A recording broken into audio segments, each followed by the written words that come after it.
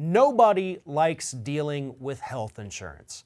I mean, that's pretty much been the general theme of politics and American life for about the last 10 years. Nobody likes dealing with insurance.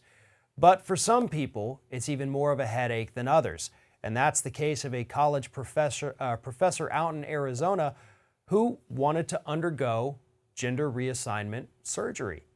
Doctors ordered several procedures that they said were medically necessary, only to find out that the insurance decided it wasn't. So instead of the doctor deciding, the insurance company got to make the decision, and now there is a lawsuit that is seeking class certification because apparently this is happening to a lot of individuals. Joining me now to explain what's happening is Scott Hardy with Top Class Actions. And Scott, this one obviously is dealing with a little bit of discrimination. Not a little bit, a lot of discrimination. Let's be honest about that. But it is something we do see all the time with insurance, in smaller instances. Oh, your doctor said you needed this, but we're going to go against it. We don't want to pay for that. And this was a big one. This was a transgendered professor that was told you need to undergo a hysterectomy. This is medically necessary, but the insurance company says no. That's right. I'm an Arizona Wildcat. Growing up in Tucson, you can't help but be an Arizona Wildcat, support them cats. And so I actually learned to ride my bike on this campus and then also promptly drove right into a tree. But, that's what happens for some people. So in this case, the Arizona Wildcats, the University of Arizona is very near and dear to my heart, near and dear to my family. And when I read this, it was really sad. You've got someone that is going through the gender reassignment process. And of course, part of that, if you're going from what you were born as female and going to male, then that's a hysterectomy. And so the doctors agreed, this is part of the process. Let's make sure that we take care of this. This is part of the gender reassignment part. Let's help you get to the gender that you are. And unfortunately, as you said, it was denied. And it seems like a relatively simple surgery, a hysterectomy. But unfortunately, that is still a major surgery. And the insurance companies, University of Arizona, said, well, you know what? We don't think that this is medically necessary. We don't think that you need this to live.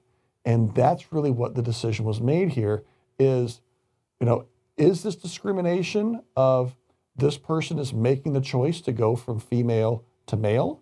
Is this a choice that they have no control over? Is this, them saying, their body saying, this is the way I was born. I was born with some of the wrong things in place. I need to fix that. Is that a voluntary decision? Is it a medically necessary decision that should be covered by insurance? That's the big discussion with the University of Arizona, their medical insurance company, and this professor. If you factor in the mental health side of this, and we see depression a lot in transgendered individuals because of things like this, by the way.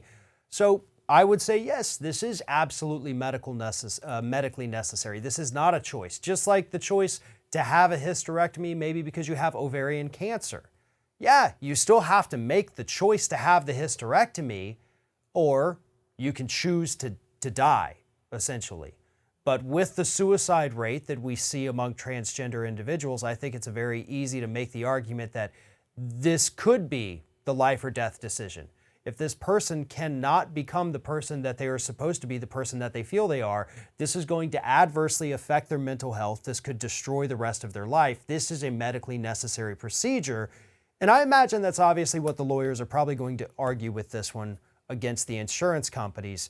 And at this point, as we see often with insurance companies, it would be cheaper for them to cover the procedures than it is going to be for them to fight this thing out in court.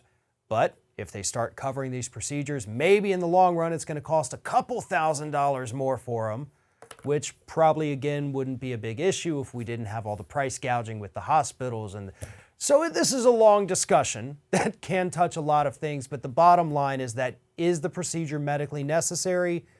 If I'm arguing the case, or if I'm the doctor here, I'm saying 100% yes, this is medically necessary. You need to cover it. Right. And that's the thing is with the gender identity, that's what you identify as. As you said, if you're getting pressure to not you be the gender identity that you are in your heart and soul, then suicide is very, very common. And that lawsuit that will come out against the University of Arizona and the insurance company by their loved ones is valid because this person said, listen, I'm just trying to follow what my body is telling me to do. Why are you stopping me from doing that? Allow me to do that so I can live a healthy life, the gender identity that I've selected, that my body has selected for me. So in that case, it really does make sense for the insurance companies to pay it because you don't want people to live a life of depression to commit suicide because they are not being allowed to make this change. Support them, love them. If any of happened to anybody on my team, I'd be supporting them and fighting with the insurance company to take care of them because we want our friends and family happy. It's hard enough living in this day and age right now. Let's encourage people, hug them, love them, and don't put up these roadblocks to living a healthy mental life, like you said.